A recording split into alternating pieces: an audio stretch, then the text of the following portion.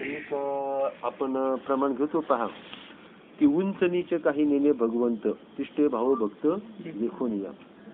म्हणजे मी तुम्हाला मागे सांगितलं होतं, आज सुद्धा पहा आजही या सगळ्या गोष्टींचा अनुभव येतो.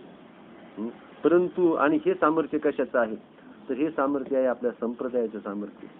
हे सामर्थ्य आपल्या संप्रदायामध्ये जे संत महात्मे होऊन गेले, जसं पंजोबांनी आजोबांनी संपत्ती कमवावी, इस्टेट कमवावी आणि तिचाला पुढच्या अनेक पिढ्यांनी घ्यावा. मग संत संगतीचे काही सांगू शकू आपण पारिखे नाही कोठे. मग तसं पायाळूच्या गुणे पडले ठाऊकून जगा पुंडलिके दाखविले आहे का नाही. आणि मग आपला विषय झाला रावण मारताना, हे ज्ञान आपल्या पुरतं ठेवायचं नाही.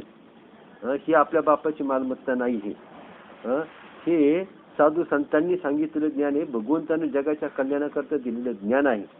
आणि हे आपण आपलं काय करायचं, आपल्याला लाभ झाला तो लाभ आपल्या एक पहा आपल्या आईबापांनी साधू संतांनी श्री गुरूंनी आपल्यासाठी किती कष्ट घेतले याची जाण ठेवायची आणि ते ज्ञान आपण समोरच्या पुढच्या पिढींना आपण द्यायचं आहे. आणि आपण आपलं काम झालं ना, आपण गप्प बसलास वार्तानं, तर तिथं मग तिथं कृपाच आशा बुद्धीमध्ये कृपाच होत नाही बरं का. आशा बुद्धीमध्ये कृपा होऊ शकत नाही. तर जी बुद्धी दयाघन असते, निष्पाप बुद्धी असते, निष्पाप बुद्धीमध्ये ज्ञान होतं. मी नेहमी सांगतो, अहंकार चांगला नाही बरं का.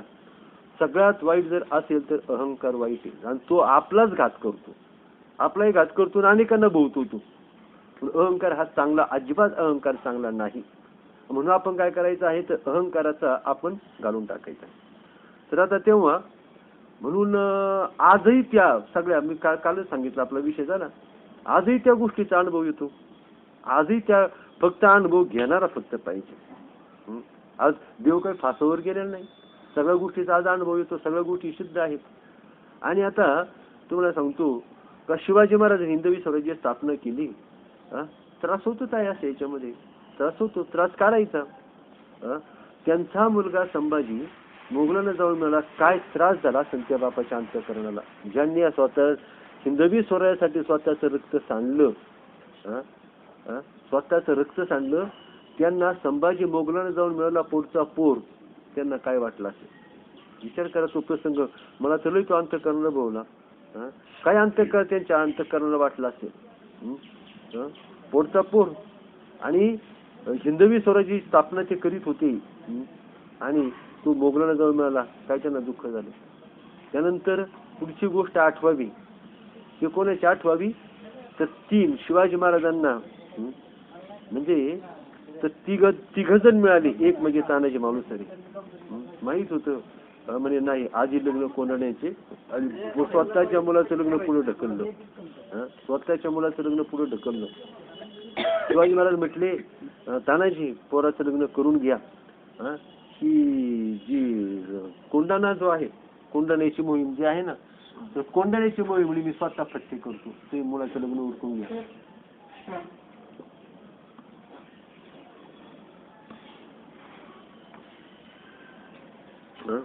कोंडाण्याचं लग्न तुम्ही स्वतः उरकून घ्या असं सांगितलं. आणि पण शिवाजी तानाजी म्हटले नाही, आधी लग्न कोंडाण्याचं आणि मग लग्न रायबाचं. मग इथं सुद्धा असं येत आहे, निष्ठावंत भावन भक्ताचा स्वधर्म.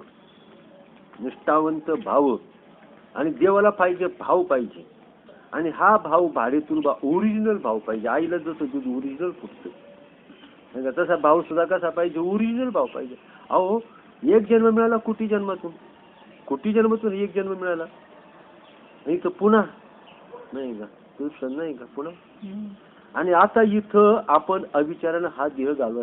मी तर सांगितलं कालही तिथं सांगितलं गांधीनगरमध्ये की सत्संगामध्ये शिव्या जरी खायची पाळी आली तरी खाव्यात, लाथा जरी बसल्या तरी खाव्यात. आपल्याला हकलून जरी दिलं, शिव्या दिल्या, लाथा घातल्या, तिथून हकलून दिलं तरी सत्संगाच्या ठिकाणी आपण शरणागती असावी, इतकं लाचार असायला पाहिजे. म्हणून आजही अनुभव येतो. मग काय सांगितलं तर दुसरा तानाजी मालुसरे माहिती आहे का, शेवटी स्वतःचा गमावला ना प्राण. प्राण साक्षात प्राण आपण काय देतोय, आपण काहीच नाही. शेवटचं म्हणजे त्याने प्राण सुद्धा दिला. त्यानंतर बाजीप्रभू देशपांडे शिवाजी महाराज सांगितलं तुम्ही जा, की खिंड आम्ही लढवतो, आम्ही लढवतो. फक्त तुम्ही गडावर पोहोचले, तुम्ही गडावर पोहोचले की काय करा, फक्त आम्हाला 5 तोफीच्या सलामी द्या. आम्ही समजू का आता शिवराय गडावर पोहोचले आहेत. तोपर्यंत आम्ही प्राणाच्या पलीकडे खिंड लढवून धरू. काय निष्ठा आहे, याला निष्ठा म्हणतात. तिथं श्रीहरींची कृपा असते. मग स्वतः ढाल तुटली, शरीर रक्त बंबाळ झालं त्यांचा. मला असं वाटतं शिरही पडला तरी धड लढत होतं. शिर पडलं पण धड लढत होतं त्यांचं, नाही का, बाजीप्रभू देशपांडे. आणि मग जेव्हा गडाच्या तोफा ऐकू आल्या, मग तेव्हा त्यांनी आता म्हटले माझा प्राण मी लोकांना सोडतो. तेव्हा प्राण सोडले, नाही का. आणि तिसरा जो प्रकार होता, आणि तिसरा प्रकार कोणाचा, शिवानावी. शिवानावी त्याला सांगितलं, शिवा असा असा प्रकार आहे, असा असा प्रसंग आहे, या ठिकाणी तुला तुझी तयारी आहे का. तो म्हटला काय उत्तर द्यावं, म्हटलं काय उत्तर द्यावं. म्हटला असं भाग्य माझ्या वाटेला चालून येतंय, आपल्या राजांचा करता प्राण देण्याची संधी मला मिळते, यापेक्षा भाग्याचा क्षण तू जगात कोणता आहे, नाही का. आणि मग शिवनाव्याचा इतिहास तुम्हाला माहित आहे. अहो कोट्यावधी जन्मातून आपल्याला हा जन्म आपल्याला एकदा मिळाला. हा जन्म अति सावधानतेने घालवायचा आहे. कसल्याही मोहाला बळी पडायचं नाही. एक म्हणजे देवाचं नाम, ते प्राणाच्या पलीकडे सांभाळायचं. मध्ये आता काही हो आपलं, परंतु प्राण गेला तरी नाम सोडायचं नाही. मग देवाची कृपा आहे, आणि देवाची कृपा झाल्याशिवाय आयुष्याचं सार्थक नाही, भगवंताची कृपा झाल्याशिवाय. आणि शेवटच्या श्वासापर्यंत आपला नामच घ्यायचं आहे त्या भगवंताशी. आणि तो दयाघन आहे, परंतु तो सुद्धा तसं तोही कृपा कधी करतो तर आपली जेव्हा काही कसोटी परीक्षा आहे. कोणतीही परीक्षा, मुलांना 9वीतून 10वीत घालण्याचं असेल त्याला परीक्षाच घ्यावी लागते, बरोबर आहे का नाही. आपण मुलगी पाहायला गेलो, मुलीची परीक्षाच पाहतो. मुलगी तिला विचारतो, काय 4 शब्द विचारतो, तिची परीक्षाच पाहतो. तेव्हा तिचा स्वीकार करतो. इथं परीक्षा, तुम्ही दुकानामध्ये कापड जरी घ्यायला गेला तरी त्या कापडाची परीक्षा पाहता, कापड कसं आहे. तसं डोळे दाखवून कोणी स्वीकारत नाही, आणि तो भगवंत सुद्धा तसं स्वीकारत नाही. आणि म्हणून उंचणीचे काही नेणे भगवंत तिष्ठे भाव भक्त देखून या. तिष्ठे तो थांबतो, भाव भक्त देखून या. आणि म्हणून आता असाच एक प्रकार तुम्हाला आता सांगायचा आहे की गुरु शिष्य, आता गुरु शिष्य व्यावहारिक अर्थ नाही त्याला, हा एक अतिशय पवित्र नातं आहे. गुरु शिष्याचं नातं म्हणजे देवभक्ताचं नातं, आणि देवभक्ताचं नातं म्हणजेच गुरु शिष्याचं नातं. फक्त शब्द वेगळे वेगळे आहेत, परंतु त्याचा अर्थ मात्र एकच आहे. त्याचा अर्थ एकच आहे. आणि म्हणून हे तर एक नवरा बायकोचं नातं जर एवढं पवित्र असतं, कितीही नवरा बायको भांडणं करतात, मारामाऱ्या करतात, हाल करतात, सगळं करतात, परंतु हे नातं मात्र तोडलं जात नाही का. पवित्र नातं आहे. मग तसंच हे देवभक्ताचं नातं आहे. मग अशाच प्रकारचं एक पंजाब प्रांतामध्ये एक फलहारी महाराज होऊन गेले, फलहारी बाबा. तर त्या फलहारी बाबाचा एक तुम्हाला दृष्टांत मी आता सांगतो. मग आपलं एक गोष्ट पाहू. फलहारी बाबा होऊन गेले. तर ते फलहारी बाबा एक असा लहान मुलगा होता, वयाच्या पाहता ही अंतकरणात ओढ असावी लागते बरं का. अनेक जन्माच्या सुकृतानं तुम्हाला सांगतो, इथं देवाचं नाम आणि इथं भावच लागतो, ओढ लागते, इच्छा लागते. आणि ती जर आता सांगितलं तिष्ठे भाव भक्त देखून या, किंवा अजून काय सांगितलं तुम्हाला सांगतो, तर देव भावाचा भुकेला हात दुष्काळचा याला. देव कशाचा भुकेलेला आहे, भावाचा देव भुकेलेला आहे. आणि त्याला फक्त भावच त्याला फक्त पाहिजे. मग तो 22व्या वर्षी प्रचंड ओढ निर्माण झाली त्या मुलाला. तरुण मुलगा होता की गुरु भक्त, मला गुरु कधी भेटतील, मला गुरु. गावागावातून, ह्या गावातून ते गाव, त्या गावातून ते गाव, गल्लीतून गल्ली, गाव, आणि सगळं तो जग त्यानं झुंडाळून काढलं तर मला माझे श्री गुरु कधी भेटतील, अशी प्रचंड ओढ त्याला लागलेली होती. आणि मग असा त्याला कुणीतरी कळलं का लुधियाना शहरामध्ये एक कुणीतरी सत्पुरुष आलेले आहेत, थोर महात्मे आहेत, आणि त्यांचं नाव हरिदास, काय सांगतात मग आम्ही, नाही फलारी नाही, त्याचे दुसरे नाव सांगितलं, हरिदासजी काय सांगितलं असेल श्रीदास नाही नाही हा मुलगा फुलारी बाबा पण त्यांचे गुरुजी काय सांगितलं सुरुवातीला सांगितलं तर हरिदासजी सांगितलं होतं असू द्या. तर ते हरिदासजी बाबा मला असं वाटतं हरिदासजी असे असावे. तर ते त्यांचं लुधियाना शहरामध्ये एक असे थोर महात्मे आलेले आहे. त्या मुलाच्या कानावर पडलं. तो शोध घेत घेत तिथे गेला आणि त्यांना पाहिलं आणि धावत धावत गेला आणि त्यांच्या चरणावर तो धडकला. मग त्यांनी ते बटी सुद्धा अधिकारी महात्मा होते, ज्ञानी होते. त्यांनी त्याच्या ठिकाणची प्रचंड ओढ त्यांनी पाहिली. त्याच्या ठिकाणची प्रचंड ओढ त्यांनी पाहिली आणि काय केली त्यांनी तर काय नाही जवळ आला त्याच्या तो पाहिलं त्याच्या डोळ्याची व्याकुलता पाहिली, अंतःकरणाची ओढ पाहिली आणि ते झाकत नसतं नाही का.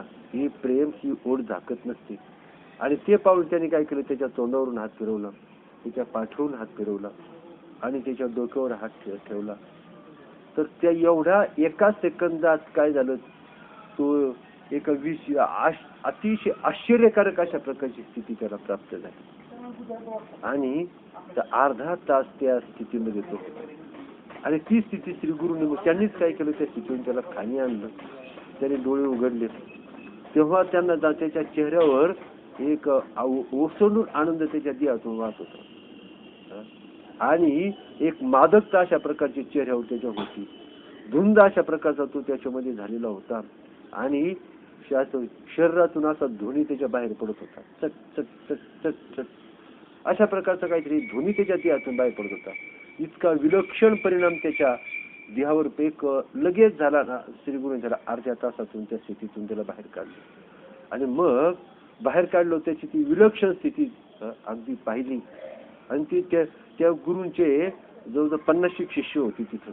त्यांनी ते पाहिलं आणि मग त्याला काय त्याच्यात एकाला काय राहिलं नाही आणि तो म्हटला का हो म्हटला महाराज आम्ही तुमच्या बरोबर इतकी वर्ष आहोत, इतकी तुमची रात्रंदिवस सेवा करतो आणि एवढी वर्ष झाली जवळजवळ 12 वर्ष होऊन गेली आम्ही तुमच्या जवळ आहोत, एवढी तुमची रात्रंदिवस सेवा केली, तुम्ही आम्हाला काही दिलं नाही आणि हा मुलगा देख नाही ओळख नाही पाळख नाही काही नाही कोणाचा मुलगा आता तुमच्या समोर आला आणि तुम्ही त्याला एवढी विलक्षण स्थिती त्याची करून टाकली आणि आम्ही 12 वर्ष घातली तरी तुम्ही आम्हाला अजून काही दिलं नाही. ते गुरु म्हटले हे पा मैं क्या करू म्हटले नाही का मैं क्या करू मैं तो एक लोहा हूं मी तर काय आहे लोखंड आहे. आता ती चुंबकाची शक्ती असते की ती काय करते लोखंडाला आपल्याकडं ही चुंबकाची शक्ती असते. लोखंडाचं इथं काहीच नसतं परंतु चुंबकाची शक्ती अशी असते की ती काय करते लोखंडाला आपल्याकडे खेचून घेते. तशा प्रकारे त्यानं काय केलं तो मोठा म्हणून चुंबकाच्या शक्तीवर हे अवलंबून असतो. तो चुंबक होता आणि त्यानं काय केलं माझ्यासारख्या डोळ्याला असं इतकं आकर्षून असं सगळं ओढून त्याने मला घेतलं. मी तर लोखंड होतो, लोखंडाने खेचलं माझं तरी काय चालते. ती लोक त्या चुंबकाची अशी पावर होती का माझ्यासारख्या लोखंडाचं सुद्धा काही चाललं नाही. त्याने अशा प्रचंड शक्तीने मला खेचून घेतलं. त्याला मी काय करू शकतो म्हटले नाही बरं म्हटले. दुसरी बात अशी आहे, दुसरी गोष्ट अशी म्हटली की एक भिक्षुक आणि एक दरोडेखोर होता.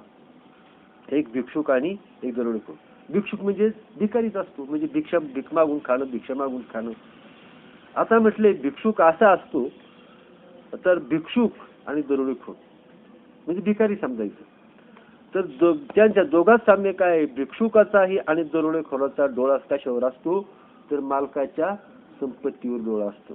भिक्षुकाचा डोळा कशावर असतो मालकाच्या संपत्तीवर.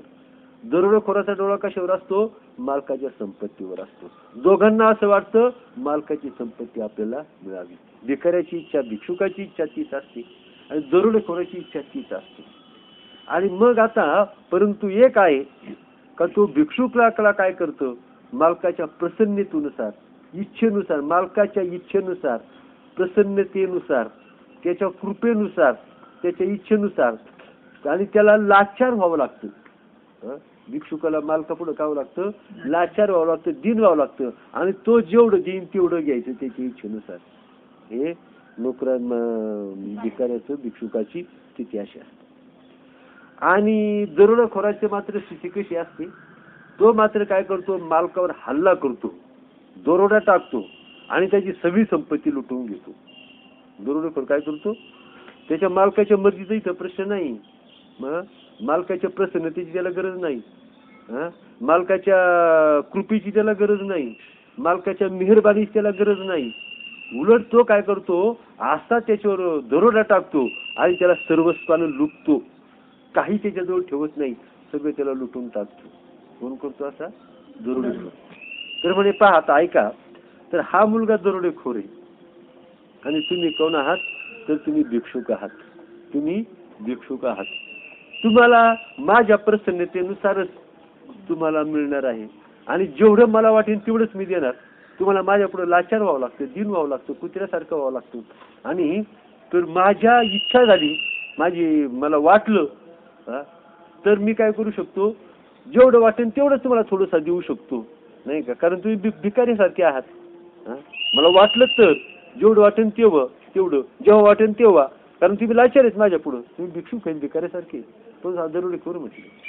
हा मुलगा दरोडेखोर आहे आणि याने दरोडा टाकला. मला परवानगीची गरज नाही, त्यानं असा दरोडा टाकला, प्रचंड माझ्यावर हल्ला केला आणि जेवढं माझ्याजवळ होतं तेवढं त्याने सगळं लुटवून घेतलं. म्हटलं हा मुलगा दरोडेखोर आहे आणि तुम्ही भिक्षुक आहे. मी काय करू म्हटलं, मी काय करू? त्याने दरोडा टाकला, लुटून घेतलं. म्हटलं मी काय करू शकत नाही.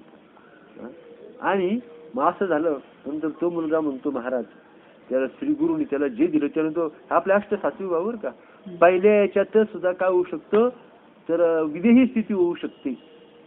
पहिल्या याच्यातच आता ज्याचा ज्याचा अधिकार जास्त, परंतु आत्मपदापणे सगळेच पोहोचतात. परंतु काही अतिशय उत्तम अधिकारी असतात ना, त्यांना गुरूंचं ते नाम कानावर पडल्याबरोबर कानावचल्याची गती सरिसाचं पैकी वस्तू होऊन टिकवून तात्काळ तो त्या स्वरूपाला प्राप्त होतो आणि तो एवढं काय मिळवतो, परमार्थाचं सगळं धन मिळवतो. हे ज्याच्या त्याच्या कर्तृत्वावर अवलंबून असतं. तुम्हाला सांगतो आता मी तेवढ्याच करता सांगितलं, तेवढ्या करता सांगितलं, जास्त त्याचं कर्तृत्व आहे ज्याने त्याला काय मिळवायचं. मग तो मुलगा काय म्हटला, तर तो मुलगा म्हटला, हे पहा आता श्री गुरु, आता मी तुमच्या पायाचा दास आहे, आता मला तुम्ही सोडून उभी आयुष्यात मला काही लागत नाही.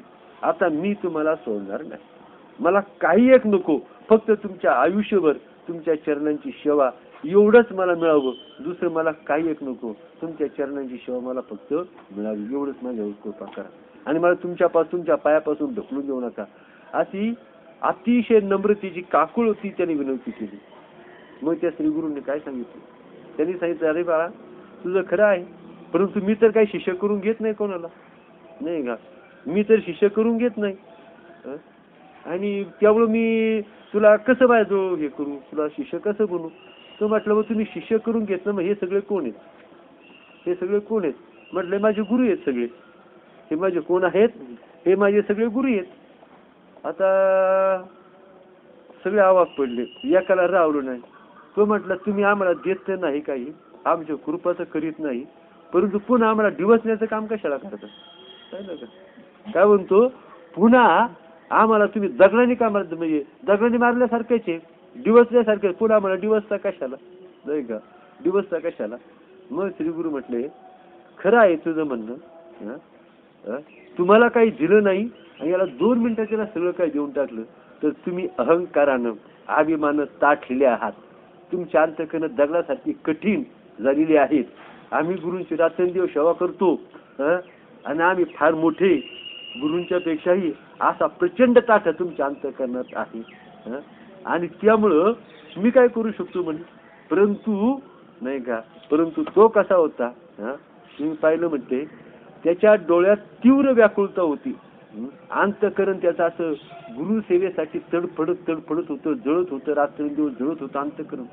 आणि त्यामुळं त्याच्या अंतकरण त्याने काय केलं, तर अशी स्थिती होती, त्यानं सगळं ते म्हणजे मी न मागता न देता सगळा तो प्रवाह, जसा एका मोबाईल मधून दुसऱ्या मोबाईल मध्ये तो प्रवाह जावा, तसा आपोआप तो प्रवाह गेला. मी तर काहीच केलं नाही म्हटलं, नाही का? अशा प्रकारचा आता हा जो दृष्टांत सांगितला, तर हा म्हणजे गुरु शिष्य सुद्धा असं म्हणू नये परंतु परमार्थाचं क्षेत्र हे असं असतं गुरु शिष्य म्हणून आहे. ते परमार्थ क्षेत्र लौकिकाच्या क्षेत्रापेक्षा लौकिकाचं क्षेत्र असं नसतं.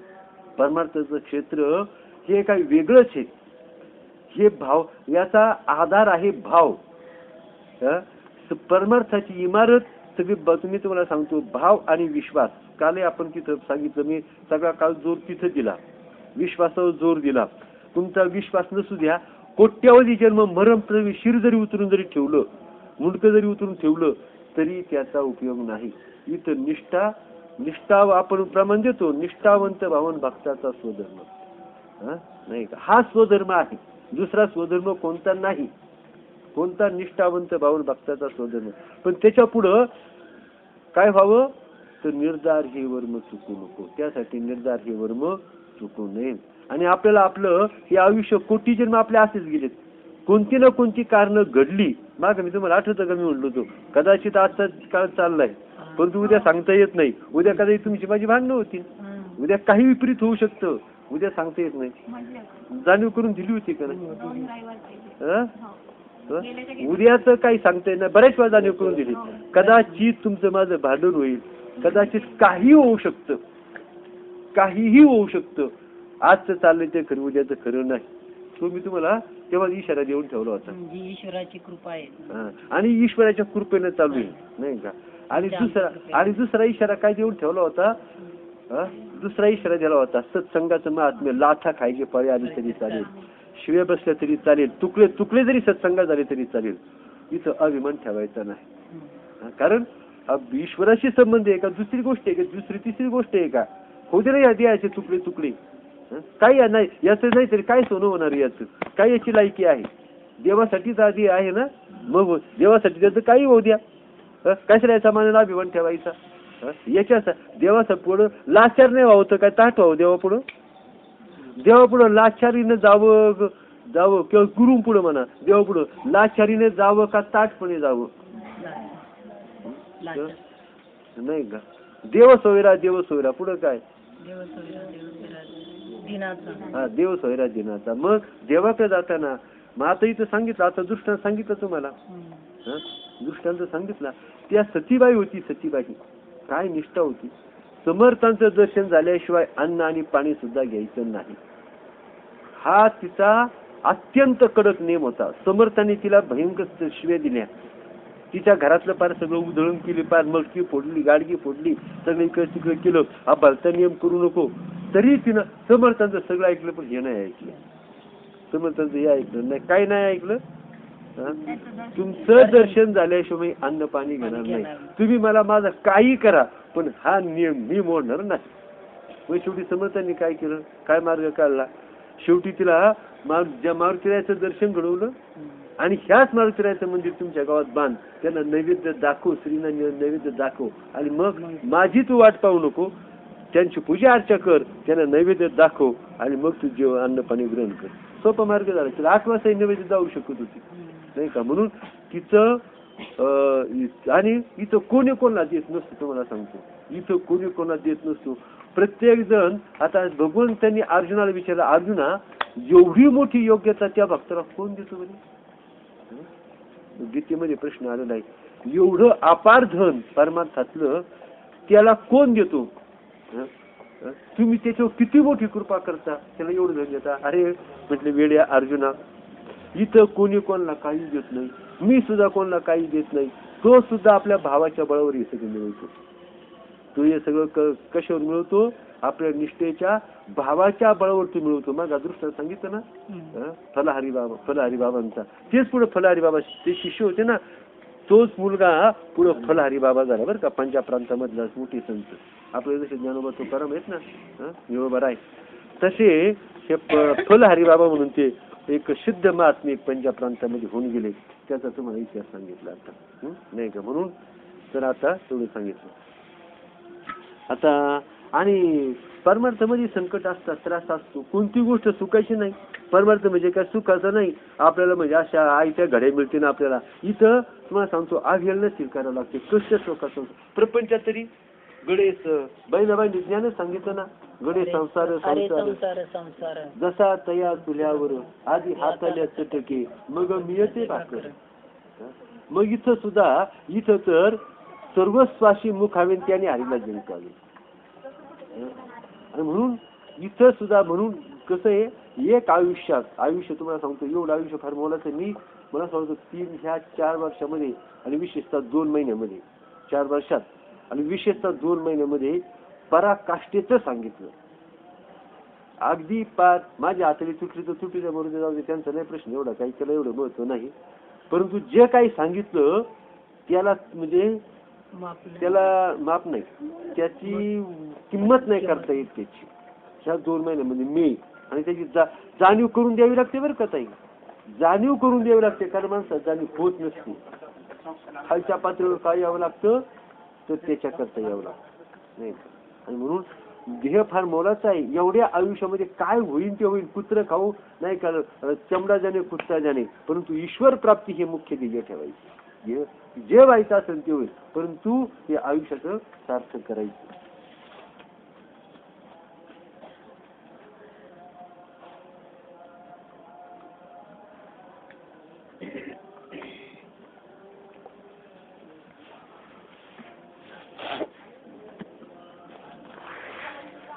उत्पत्ती प्रकरण कालचा विषय इतका सुंदर होता, परंतु मी असा विचार केला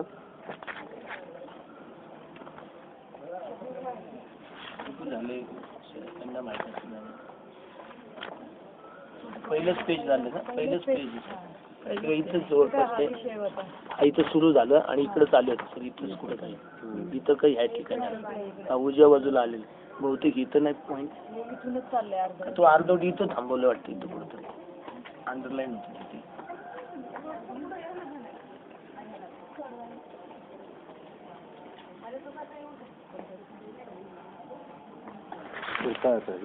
सुरुवात ना, सुरुवात एक 4-5 ओळी झाले तरी पण नाही ते झाले. म्हणजे मला वाटतं हा पॅरेग्राफ झाला इथपर्यंत दाखवलं. ती कोणी गेली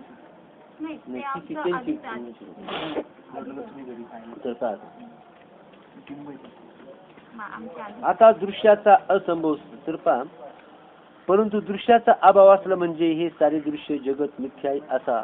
आणि पहा, जग परमार्थ हा निम्मा परमार्थ आहे बरं का. म्हणजे ज्याला आत्मज्ञानाचा पहिला टप्पा, ज्ञानाचा पहिला 2 टप्पे ज्ञानाचे किंवा 3 टप्पे आपण ज्ञानाचे करू, परमार्थ 3 टप्पे आपण करू. तर ज्ञानाचे 2 टप्पे, पहिले कसे, जग मिथ्या.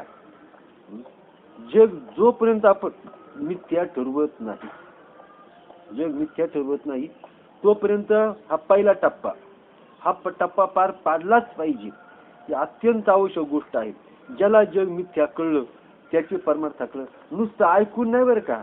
परमार्थ ज्ञान ऐकून मग हे तर सगळ्या जगाला माहिती आहे. तुमच्या हृदयामध्ये देव आहे, त्या हृदयामध्ये मी राम असं सर्व सुखाचा आराम. दिवस बरे सगळ्या जगाला माहित आहे. परंतु नुसतं माहीत असून उपयोगाचं नाही का. शेतकरी असतो आणि जमीन असते, शेतकरी आणि जमीन. तर पेरणारा कसा असावा, शेतकऱ्यासारखा. पेरणी करतात पण उगवत काहीच नाही. कीर्तन प्रवचन नसते, पेरणीच नाही का. लय पेरणी केली परंतु उगवणं काही. म्हणून शेतकरी, म्हणून पेरणी करणारा कसा असावा, असा शेतकरी असावा, असा शेतकरी असावा का जे काही तो पेरतो ते उगवलं पाहिजे. जे पेरतो ते उगवलं पाहिजे, त्याला शेतकरी म्हणतात. आणि जमिनी असं असावी, शेतकऱ्यानं जे पेरलंय ते शेतानं असं अफाटपणे वाढू, गरमसाठ अतिशय असं पीक पीक वाढले. शेतकऱ्यानं बी पेरलं, जातीवंत शेतकरी पाहिजे. आणि जमीनही काय केलं, शेतकऱ्यानं जे पेरलं तर अफाट असं म्हणजे असं पीक दिलं, जोमानं वाढलेलं पीक त्या जमिनीनं सुद्धा दिलं नाही का, असं पाहिजे. म्हणून पहिला काय आहे, जग मिथ्या ठरवणं.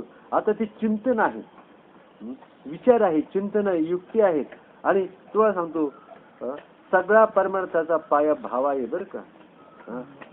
मी नेहमी तुम्हाला सांगतो, अहंकार टाका, अहंकार नकोय. अहंकार आपल्या व्यवहारातही मारक आहे आणि परमार्थाचं 100% मारक आहे. व्यवहारात तरी एखादा ऍडजस्ट होईल, पण परमार्थाचा अहंकार जोपर्यंत आहे तोपर्यंत काही एक माप नाही, काय प्राप्तीच नाही तोपर्यंत. 0 प्राप्ती आपण डोळ्यांनी पाहतो जगात. जोपर्यंत अहंता चित्तामध्ये आहे झिरो प्राप्ती तोपर्यंत. मग किती पंडित असले त्यांनी किती जन्म घेऊन जरी अभ्यास केला तरी तो अभ्यास कसा आहे व्यर्थ आहे. आणि म्हणून आता पहिला टप्पा झाला का जग मिथ्या ठरवणं. त्याच्या आधी भाव असेल तरी त्या गोष्टी तयार घडतात बरं का पुढच्या, नाहीतर नाही. आता पुढचा टप्पा आहे तर आत्म्याची ब्रह्माची सत्यत्व ब्रह्म आहे, ब्रह्म सत्य आहे. काल मी सहज सांगितलं हे सत्य आहे, हे सत्य आहे हे आपल्या सत्यत्वानं कळावं लागतं. ब्रह्म ह्या परमात्मा जगामध्ये सत्य आहे. याच्याकरता ध्यान धारणा आहे, अभ्यासही, नामस्मरण म्हणजे शरणगती आहे, दुसरं काय. भगवंताला आपण भगवंताचं दर्शन घेतो, कसं घेतो? डोळे झाकून घेतो ना, मान खाली करतो, डोळे झाकतो, भगवंताचं दर्शन घेतो. नामस्मरण म्हणजे शरणागतीच आहे. नामस्मरण म्हणजे शरणागती आहे. आणि मग अशा रीतीनं मग पुढचा टप्पा जगत मिथ्या ब्रह्माच्या सत्यत्व अनुभूतीला येणं. जग मिथ्या बुद्धीनं निश्चय करणं, बुद्धीनं निश्चय करायचा आहे.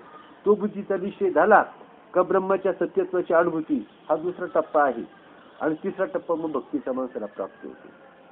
मग तिसरा टप्पा कशाचा? भक्तीचा प्राप्त होतो. मग त्या देवावर अत्यंत प्रेम करायचं आहे. नकशिकांत भाव, याला नकशिकांत भाव म्हणतात. बाबा सांगायचे, मोठे बाबा सांगायचे. मग आहे का नकशिकांत अनुभव? अनुभव कसा पाहिजे? नकशिकांत अनुभव पाहिजे. नकशिकांत म्हणजे काय? पायाच्या नखापासून तर डोक्याच्या केसापर्यंत असा ते आपल्या देहाचा कण कण कण कण कण त्या हरिनामानं भारवला गेलेला पाहिजे. हे प्राप्त करायचं ताई. वरवरचा परमार्थ नाही आपला. असं काहीतरी नाही, काहीतरी करायचं असं नाही. मग आता म्हणून आपण मागं पाहिलं दृश्याचा असंभव अभाव, दृश्याचा अभाव ही फार मोठी स्टेज आहे, फार मोठी स्टेप आहे. परमार्थामध्ये दृश्याचा अभाव ही फार मोठी स्टेप आहे बरं का. दृश्य नाहीच ही आपल्या इथं बुद्धी घासायची, विचार करायचा आहे. मी तर घासली बुद्धी, तुम्हाला माहिती आहे मी भयंकर बुद्धी घासलेली आहे. मग श्रीगुरूंची कृपा होतीच. श्रीगुरूंनी फार काही दिलं, परंतु काही गोष्टी मला आणि स्वभाव तिथे ज्याला स्वभाव मिळावेच लागतात. बुद्धी घासावीच लागते, बुद्धी घासल्याशिवाय नाहीये. परमार्थ जसा बुद्धीचा आहे तसा अंतःकरणाचा आहे. परमार्थाचा जे तराजू आहे त्याचं एक पारड बुद्धीचं आहे आणि दुसरं पारड अंतःकरणाचं आहे. आणि दोन्ही पारडे समान लागतात आणि त्यामध्ये आत्मवस्तू तोलायची आहे. आत्मवस्तू तोलायची आहे. त्या पारड्यामध्ये एक पारड लागतं बुद्धीचं, दुसरं पारड लागतं कशाचं? अंतःकरणाचं पारड दुसरं पारड लागतं. आणि मग दृश्याचा अभाव आहे. दृश्य कसं अशक्य आहे? जसं आपण मृगजीव पाहिलं, जरी समजा आपण डोळ्यांनी जरी मृगजीव पाहिलं, डोळ्यांनी मृगजीव पाहिलं, परंतु त्या पाहिल्यानंतर एक गोष्ट लक्षामध्ये घ्यायची, आपण त्या डोळ्यांनी पाहतो, प्रत्यक्ष पाहत असलो तरी ते नाही. आपण निश्चय करू शकतो का नाही? मृगजीव पाहिलं की आपण डोळ्यांनी पाहतोय, परंतु जरी दिसत असलं तरी ते नाही का? अशा प्रकारचा अशा प्रकारचा निश्चय आपला दिसत असलं तरी ते नाही मृगजीव. मग तशाच जरी आपण दृश्य पाहत असलो, दुरीवरचा सर्प आपण पाहिला परंतु तो सत्य नाही. मग तशाच प्रकारे दृढ अभ्यासानं, पुन्हा पुन्हा विचारानं, दृढ अभ्यासानं आणि भावाची भक्तीची नामाची जोड दिली का हा विचार आपल्याकडे रुजू लागतो. कारण संतांना अनुभव आला, आपल्या काय अनुभव येणार? आपण जर त्या पद्धतीने गेलो, त्या दृश्याचा अभाव आहे हा बुद्धीचा निश्चय करायचा आहे, दृश्य नाही. आपण किती वेळा पाहिलं सुषुप्तीमध्ये दृश्य आहे का? सुषुप्तीमध्ये दृश्य नाही. त्यानंतर अजून कशा समाधीमध्ये दृश्य नाही आणि आत्मस्वरूपात तर नाहीच नाही. मग ज्ञानाला हे दृश्य दिसतं, परंतु जरी दृश्य दिसलं तरी ते दृश्य त्याची काही हानी करीत नाही बरं का. ज्ञान कारण त्याचा निश्चय असतो. काय निश्चय असतो? हे सत्य नाही, त्याला आधीच निश्चय करून ठेवलेला असतो. आणि म्हणून तर हे सत्य असावं मग तरी सुख दुःख द्यावेत. अहो तुम्हाला सांगू का, या अखंड एकरस ब्रह्म आहे. अखंड एकरस ब्रह्माच्या ठिकाणी चित्त कुठेही नाही. अहंकार हा अध्यस्त आहे. अध्यस्त सांगितलं म्हणजे फक्त थोडासा भासतो आणि तो कधी भासतो आपण आत्मस्वरूपापासून एक असतं आपलं चित्त जेव्हा आत्मस्वरूपाकार होतं तेव्हा हे चित्त नसतं. जेव्हा आपण आत्मस्वरूपापासून थोडस घसरतो मग तेव्हा हे चित्त निर्माण होतं. जेव्हा आत्मस्वरूपावर आरूढ नसतो तेव्हा चित्ताची उत्पत्ती होते. आलं ध्यानामध्ये. आणि आत्मस्वरूपावर आरूढ झालो का तेव्हा ते चित्तच आज ब्रह्माकार होतं. मग आपली वृत्ती सुद्धा कशी ठेवायची आहे? ब्रह्माकार वृत्ती ठेवायची आहे. वृत्ती कशी ठेवायची आपल्याला? रात्रंदिवस प्रयत्न लागतोय.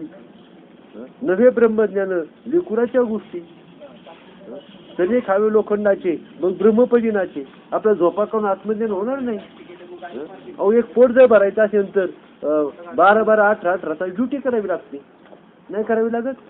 मग इथं कोटी जन्माचं साफल्य आपल्याला करायचं आहे. एवढा 10 लाखाचं कर्ज फेडायचं तर किती जीवाचं रान करावं लागतं. आणि इथं कोटी जन्माचं इथं सगळं साचलेलं आहे. सगळं कर्म साचलेले पर्वताप्रमाणे पातळ करणे याची वाट लावायची. ती वाट काय सहज असं लागल? 10 लाखाचं कर्ज सहज असं जी फिटन नाही का? म्हणजे सगळ्या कर्माची वाट लावायची आहे. आणि म्हणून इथं आधी जर विषय समजला तर मार्गाक्रमण करता येतं. आणि विषय जर समजला तर मार्गाक्रमण कसं करता येईल? नाही ना मार्गक्रमण. आधी विषय समजून घ्यायचा आणि असा समजून घ्यायचा निसंशय काही शंकाच राहता का म्हणे. हा सूर्य हा जैद जसं करते आवळताई सहारी आपण पाहतो ना. हे मांजर आहे, हे त्याचे पाय आहेत, हे त्याचे कान आहे, हे त्याचं तोंड आहे, हे त्याचे पाठ आहे. इतकं स्पष्ट आपण पाहतो ना. तशा प्रकारे शास्त्रातले गूढ सिद्धांताची उकल आपल्याला तशी झाली पाहिजे आधी. आणि आपली वाटचाल तशीच आहे. आपण सूक्ष्म रीतीनं अगदी नाही का किती विषय आपण समजून घ्यायचा प्रयत्न केला. सगळं इतकं की काही संशय राहू नये, निसंशय होऊन जावं असा दृश्याचा असा आशंकेचा अभाव झाला. मग निश्चय कर जरी आपण हे पाहत असलो तरी सत्य नाही. हे का दिसतंय?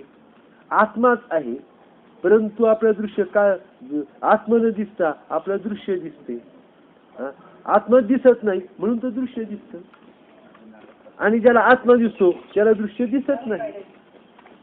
जेव्हा सूर्यप्रकाश दिसतो तेव्हा मृगजळ दिसत नाही. जेव्हा मृगजळ दिसतं तेव्हा सूर्यप्रकाश दिसत नाही. बरोबर आहे ना. आणि म्हणून जेव्हा आत्मसाक्षात्कार आपल्याला होतो ह्या जगामध्ये जिकडे तिकडे परब्रह्म आपल्याला दिसू लागतं मग तेव्हा त्याला जग दिसत नाही. आपलं जग दिसतं म्हणून तर ब्रह्म दिसत नाही. म्हणून बुद्धीचा निश्चय काय करायचा? हे जग दिसत असं तरी नाही मग हळूहळू ब्रह्म प्रकाशमान होऊ लागेल आपल्याला. जसं आपली श्रद्धा, जशी आपली बुद्धीची शक्ती, जसं आपण चिंतन दृढ विचार तेव्हा हळूहळू ब्रह्म आपलं प्रगट व्हायला लागेल. आपोआप प्रगट होणार आहे त्याची. त्या खडक फोडल्याशिवाय पाण्याची प्राप्ती होते का?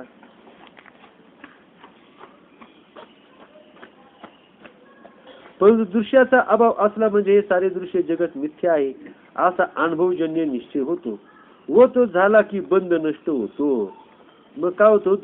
सारे दृश्य जगत मिथ्या आहे असा अनुभवजन्य निश्चय होतो नाही का.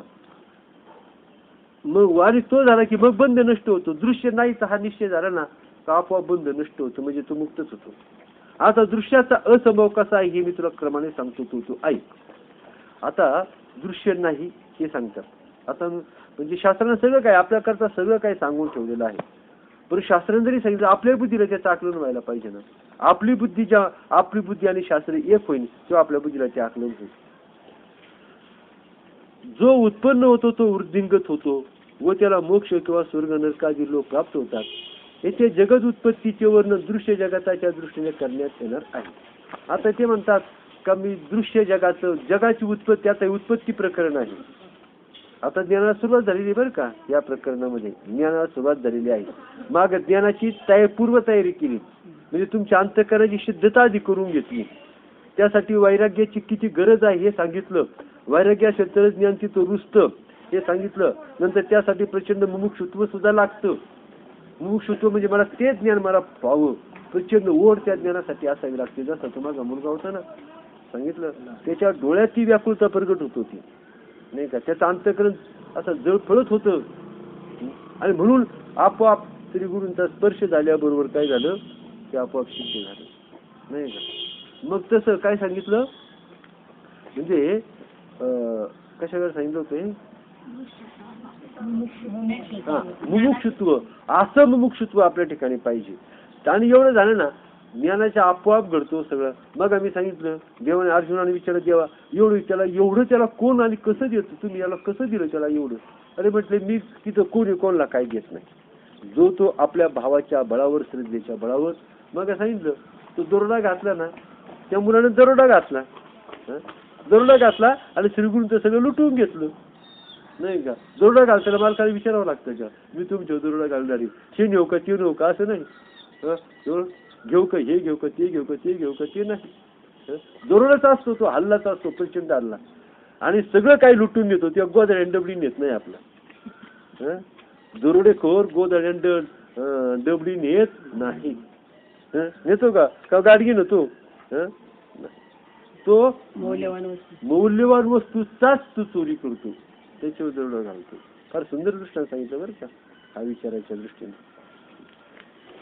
म्हणून आता जगत उत्पत्तीचे वर्णन जे आहे ते आपण कसं पाहणार आहोत, तर जग आहे या बुद्धी आधी तुम्ही जग म्हणता म्हणून त्याची उत्पत्ती सांगायची, म्हणून ते दृश्याचं सांगायचं आहे. तुम्ही जर म्हटलं जगच नाही तर मग कशाला उत्पत्ती सांगतोय कोण? मग सांगायचं काही कारण आहे का? जगत उत्पत्तीचे वर्णन दृश्य जगताच्या दृष्टीने कर. जग दिसतंय आणि तुम्ही त्याला सत्य मानता म्हणून ती जगत उत्पत्ती सांगायची आहे. नाही, ते जगाची उत्पत्तीच नाही का? दुरीवर भासणारा सर्प जो आहे त्याला म्हणायचं, हा सर्प इथं कधीपासून आला, हा कधीपासून काय? चित्रातला जो पुरुष आहे त्याची जन्मतारीख किती आहे? त्याची जन्मतारीख आहे? नाही, हे भासमान आहे, काल्पनिक नाही का? तर आपण थांबूया आता, इथपर्यंत आलो. आता उत्पत्ती प्रकरणाला म्हणजे तेवढं झालं, काल जेवढे झालं होतं ना तेवढंच झालं. म्हणजे नुसते त्याच्या पानाची सुरुवातच करायची, ते विषय सांगू.